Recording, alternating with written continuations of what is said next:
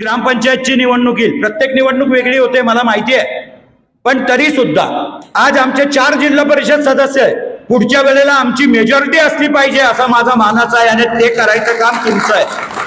पंचायत समिती असेल, नगरपालिकेची निवडणूक असेल, नगरपालिकेच्या निवडणुकीमध्ये सुद्धा आता महायुती म्हणून आम्ही लढतो का वेगळे वेगळे लढतो राजेश दादा, आज तो कुछ चित्र स्पष्ट नाही आहे, पण जे भी असेल ते आपल्याला लढाईची तयारी ठेवावी लागेल आणि अशाच दृष्टिकोनातून आज मी तुम्हाला बोलवलंय।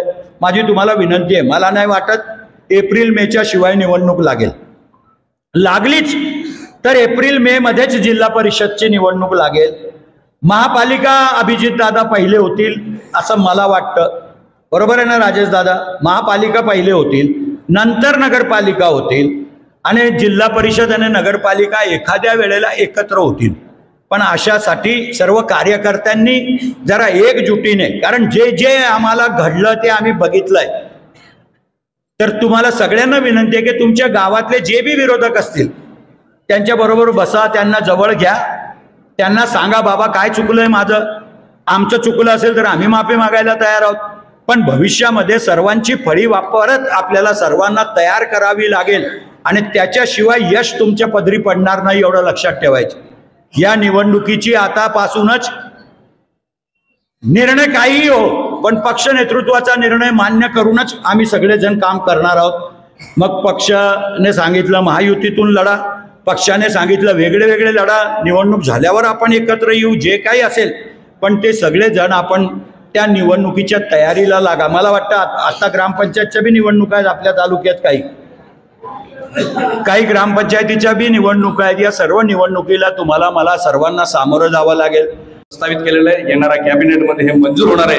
1ही रुपया तुम्हाला गायीसाठी द्यावा लागणार नाही, मी तुम्हाला आश्वस्त करतो।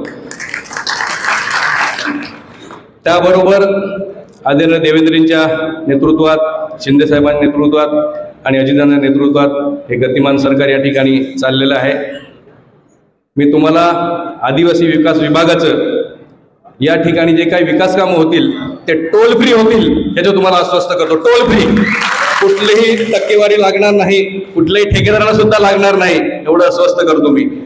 अशा पद्धतीचं पारदर्शक आणि अतिशय गतीने काम करणार आपलं सरकार आहे। तर मागचा काळ विसरून जा, जे काही ह्या जिल्ह्यामध्ये माझ्या विरुद्ध झालं, भैयासाहेबांच्या विरुद्ध झालं, आमच्यादादांच्या विरुद्ध झालं, श्रीदादांच्या विरुद्ध झालं, हे विसरून जा। परंतु येणारा काळ हा आपला आहे।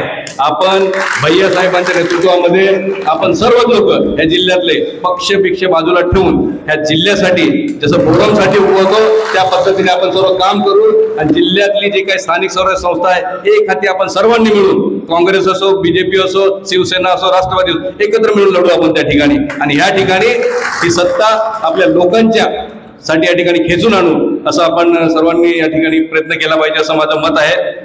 तर ज्या काही योजना त्या विभागामार्फत दिल्या गेल्या होत्या त्याच्यामध्ये मला नेहमीच डावलण्यात आलं।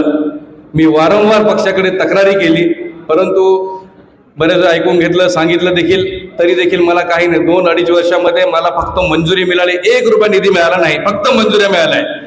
आता नवीन मंत्रिमंडळ स्थापन झाल्यानंतर मी मुख्यमंत्र्यांनाही बोललो आणि अजितदादांनाही बोललो, त्यानंतर आत्ताचे आपले आदिवासी विकास मंत्री ह्यांना संपूर्ण मतदारसंघातलं 2.5 वर्षात जे काय मला निधी मिळाला नाही, फक्त कामांची मंजुरी मिळाली, त्याची यादी दिली। येणाऱ्या काळामध्ये मुख्यमंत्री महोदयांनी देखील आणि आदिवासी विकास मंत्र्यांनी देखील सांगितलं की एकाला 1ही रुपया लागणार नाही, निधी सर्व वर्ग होणार, तुम्ही काळजी करण्याचं कारण नाही। संपूर्ण महायुतीच्या सर्व आमदारांना निधी टोल फ्री मिळेल असं त्या ठिकाणी आश्वस्त केलेलं आहे। म्हणून अतिशय चांगलं सरकार या ठिकाणी बसलेलं आहे आणि त्याच माध्यमातून आपण या जिल्ह्यात एकत्रितपणे सर्वांना लढावं असं मी आपल्याला सर्वांना विनंती करतो।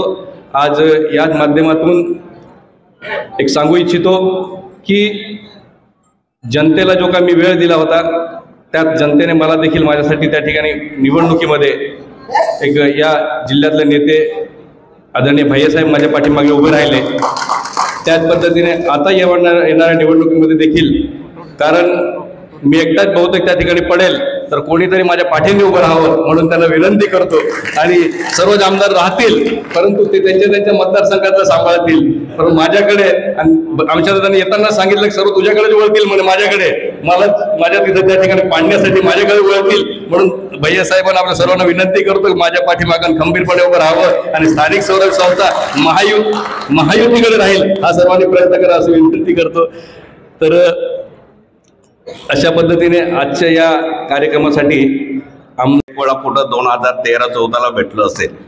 त्याच्यानंतर 2000 खासदारकीच्या टायमाला सुद्धा म्हणजे सुरतला मीटिंग झाली. त्यांचं नाव म्हणजे भेटणं सोडा पण त्यांचं नाव घेणं सुद्धा महापाप आहे असं मी समजतो.